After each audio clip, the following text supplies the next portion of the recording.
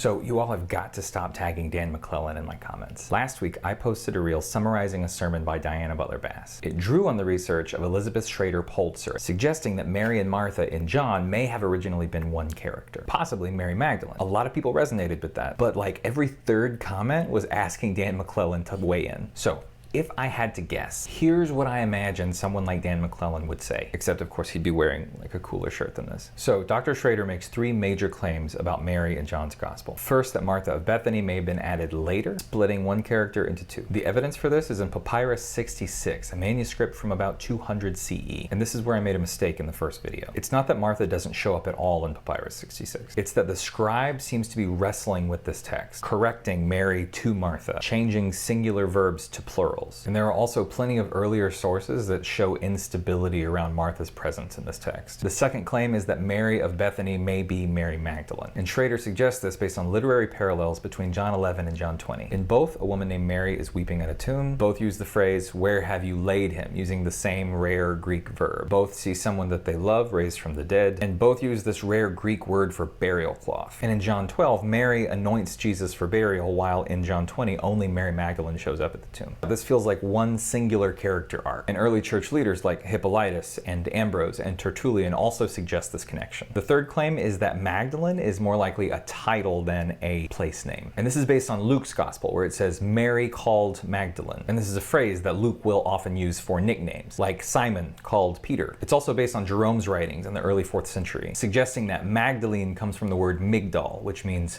tower. So that brings us to the question of why would these changes occur? And Schrader isn't necessarily calling this a conspiracy. It's more a process of early editorial reshaping. In the Gospel of Mary and the Gospel of Philip and the Gospel of Thomas and the Pistis Sophia, Peter routinely challenges Mary's voice and authority, which suggests an early tension between followers of the two, and that editors may have introduced Martha to disperse Mary's authority. So do these claims hold weight in the world of scholarship? Yes. Schrader's text-critical work is peer-reviewed and widely respected. The Mary Magdalene theory is theological, not provable, but still deeply compelling and based on solid evidence. So based on how I understand the research, that's how I expect someone like Dan McClellan might answer this. But a lot of his work is about confronting absolute truth claims and historical biblical arguments that might misuse the Bible for questionable purposes. My goal is not historical certainty or absolute truth claims. My goal is exploring how the stories we tell shape our relationships to ourselves,